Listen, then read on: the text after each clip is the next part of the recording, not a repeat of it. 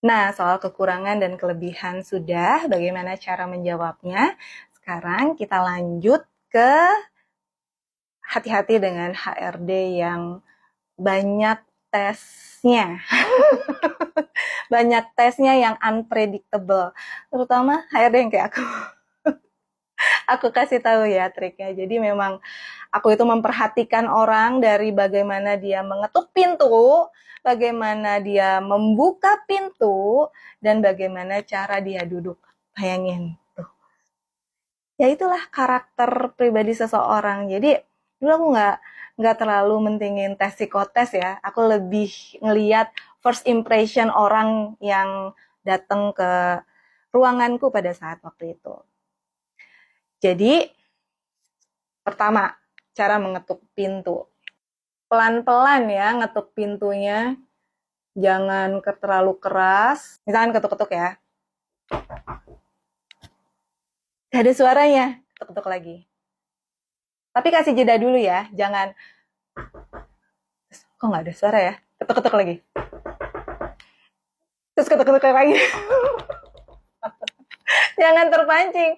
Kalau aku tuh dulu pengen tahu banget, nih orang kalau gue diemin gimana ya caranya gitu. Permisi. Nah, itu lebih enak. Diam lagi, kasih jeda dulu, ya kan? Bisa jadi kan orang yang mau kita temuin lagi telepon atau lagi mengerjakan sesuatu hal yang lain. Namanya juga orang di kantor ya, nggak selalu nganggur gitu. Permisi. Ya. Jadi kasih jeda dulu, kasih jeda 10 detik aja gitu. Nah, baru kalau sudah dijawab, ya silakan masuk. Terus buka pintu, jangan nyelonong masuk. Permisi Bu atau Pak, apa saya boleh masuk? Nah, nunggu dipersilahkan, baru masuk. Kalau nggak dibolehin masuk gimana? Nggak mungkin ya. Kalau udah dijawab, udah otomatis dia akan mempersilahkan masuk sih. Tapi kalau ditunggu sebentar ya tunggu sebentar, jangan masuk ya. Siapa tahu dia lagi melakukan komunikasi yang penting di telepon atau video call lagi kan sekarang. Jadi kalian juga harus mempertimbangkan hal-hal seperti itu. Nah, terus ada lagi. Masuk, udah masuk nih. Jangan duduk. Kalau HRD-nya diem aja. Aku dulu suka diemin dulu. Terus aku diem aja ngeliatin. Ada yang langsung duduk, ya kan, tarik kursi langsung duduk. Ada juga yang, nah ini yang aku suka. Boleh saya duduk? Gitu. Atau nunggu dipersilahkan gitu. Sebaliknya, kalau tidak dipersilahkan ya silakan. Boleh saya duduk, Pak, Bu? Gitu. Baru, oh ya, silakan gitu. Tapi ada juga nunggu, ya silakan duduk, baru duduk gitu. Nah, itu juga salah satu tes attitude ya. Pengen tahu sopan santun yang kalian miliki itu seperti apa. Karena di era sekarang, bukannya aku membeda-bedakan era nih gitu. Yang namanya sopan santun agak terkikis sebenarnya. Jadi memang kalian harus tahu kalau masuk ke sebuah perusahaan ada yang namanya etika perusahaan. Kita kan budayanya budaya timur ya. Orang-orang yang kerja sama kita juga orang-orang Indonesia pasti kebanyakannya. Walaupun misalkan kita masuk ke perusahaan internasional, tapi pasti masih banyak orang Indonesianya. Jadi kita harus hmm, apa tetap lebih menunjukkan perilaku dan sopan santun yang sesuai dengan budaya timur. Sopan, baik, dan berakhlak yang terutama. Nah, terus apalagi nih? Udah disuruh duduk gitu ya. Nah, kadang-kadang aku suka ngetes lagi. Aku itu suka ngetes. Cara duduk ya, cara duduk. Jangan begitu duduk, kalian nyender. Gini. Gak boleh. Begini aja, maju, nggak apa-apa.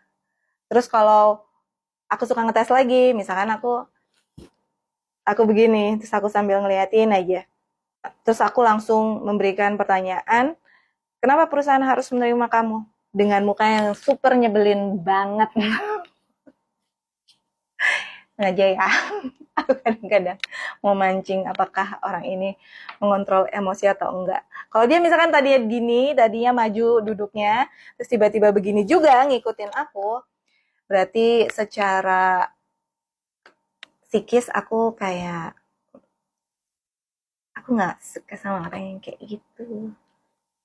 Tapi kalau aku maju, aku gebrak, aku nyender, aku maju lagi, dia tidak bereaksi, dia duduknya begini aja dengan wajah yang tetap positif dan tidak ada bete-betenya. Dan yang pasti nih ya, eye contact itu harus terjaga. Jangan pernah nunduk, buang muka atau apa ketika sedang diajak bicara oleh pewawancara. Jadi tetap wajahnya walaupun ditekan tetap harus positif, netral, jangan terlihat kebingungan, jangan terlihat juga lupa mau ngomong apa gitu.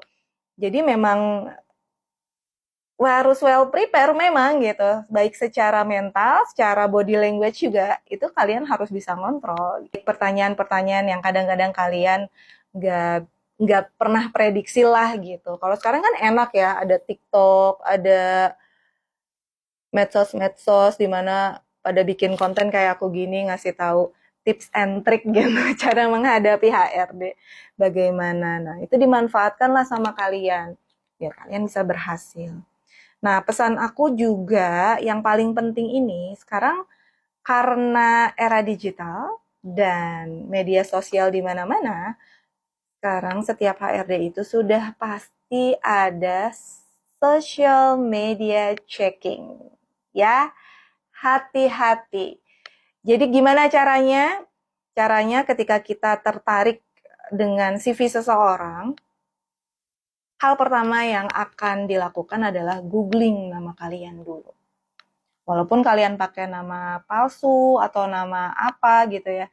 Akhirnya macam detektif yang bisa cari cara gimana cari tahu background kalian itu di rekam jejak digitalnya itu seperti apa. Nah, hati-hati. Hati-hati memposting sesuatu, hati-hati juga berkomentar di medsosnya seseorang karena itu pasti kelihatan dan terekam jejak digitalnya.